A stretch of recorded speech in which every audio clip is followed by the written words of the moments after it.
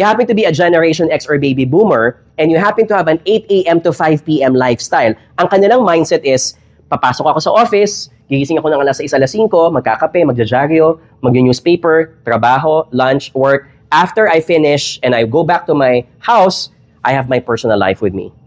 Right? So segmented, linear ang definition. But when you look at the age, if you look at the populations these days, habang bumabata sila, iba na ang definition of their work. Work for them is, yes, may trabaho ako sa umaga, pero sa lunch, kapag may malapit na gym, I want to go to the gym and hit the treadmill.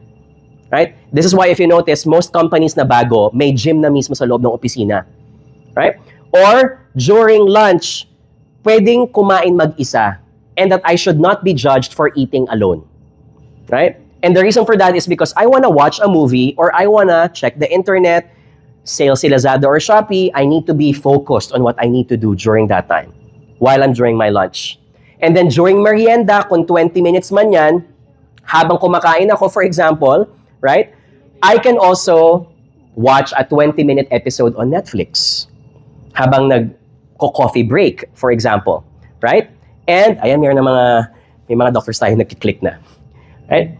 And also, finally, kapag sa gabi, pwede ako mag-video call with my friends after dinner.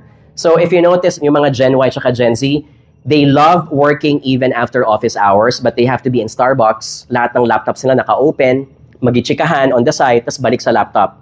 After 15 minutes, chikahan ulit, tapos work ulit. Right? Those two definitions are different. But what is diversity? If you happen to be a leader, a department head, or a CEO, it does not matter what your people advocate. You celebrate both.